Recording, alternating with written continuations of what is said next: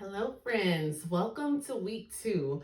I hope that you all were able to slow down, be still, spend some time with God in week 1 as you read through, reflected on, put in front of the Lord all the things that you've committed to, all the ways that you are spending your time.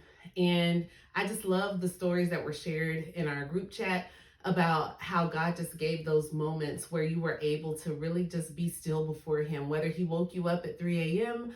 or He canceled your plans so that you could have the day to just sit at home, be still, and really start to put your life in the proper perspective. And this week, we are choosing God things over good things. And the reason this topic is one of my favorites is because I was always one that felt like if it was good, then it was right. And how could it be wrong, right? How could it be bad? But as I've grown in my walk with the Lord, I've learned that good things don't always equal God things or the right things. And the hard part about that is sometimes that even includes ministry opportunities at church or things that you're being asked to volunteer for or things that maybe you're being asked to give and it seems like it's a good cause and you want to give into that. But I've also learned that we must take these things to the Lord in prayer and make sure, just verify that the things that we are pouring into, whether with our finances, our time, our talent, we want to make sure that it is in line with the will of God for our lives. How can we do that? One of my favorite verses in the Bible is Romans 12:2. And it says, "Do not be conformed to the pattern of this world, but be transformed by the renewing of your mind, that you may be able to test and approve the will of God, His good, pleasing, and perfect will." Now, the reason I love that verse is because it's a constant reminder for me not to get wrapped up in what the world says is good or right, but to always line my thinking up. And that takes daily practice. It's not something that I just chose to do and then I'm done and I'm good. Every single day, I have to lay down my desires, lay down my flesh, right? Because my flesh will say, I need to do what everyone else is doing, right? I need to volunteer for this. I need to go here. I need to go there. I need to drive this. I need to live here. No. What does the Lord say?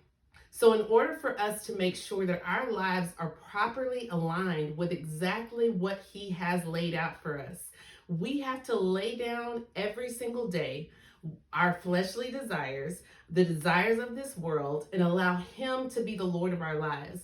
We need to allow Him to basically give us the desires of our hearts. That's what that verse means. He gives us the desires of our hearts. That doesn't mean He gives us what we want.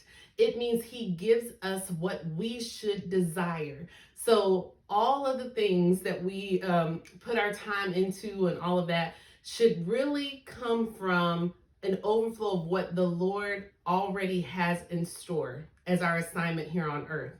Now, I go into detail about a story, a recent story of me having a baby and some of the choices I made leading up to that. And I just want to say that even though it didn't work out the way that I planned because I chose to do something that really wasn't in God's timing for me, doesn't mean that I regret anything, because in all things, He causes it to work together for our good, right? So even in the things that we consider mistakes, or maybe that wasn't the right choice, that wasn't God's timing, oops, it happens. So we can't beat ourselves up. That's why we serve a merciful and a gracious God. He is so loving. He is so good. But He will remind us sometimes when we choose to go another way, when He's given us an instruction, and then we wonder, well, gosh, why is this now happening? Or, Lord, I don't understand. And so God lovingly reminded me what He told me to do in the first place, but I chose to do a different thing. And it's because He knew what was coming, and I had no clue that that baby was coming, but He did.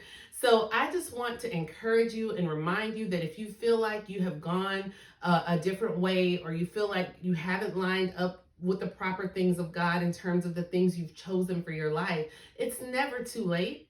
And God is never upset with us to the point where there's no point of return, right? He is loving, He is gracious, He is always there ready to just gently turn us and redirect us as long as we lay our lives down as a sacrifice to Him and allow Him to guide us.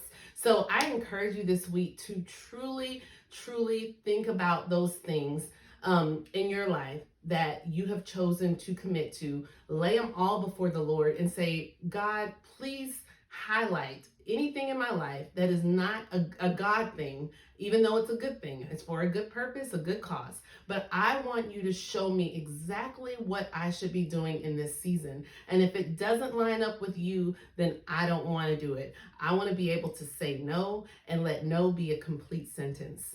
All right, guys. So if there are any questions, if you have any feedback during this study, I welcome that in the chat. You can message me directly. I love to hear how God is working and moving through the words and through the material that He has given me for this study. I love you, ladies, and I pray that you're having a fantastic week. Bye-bye.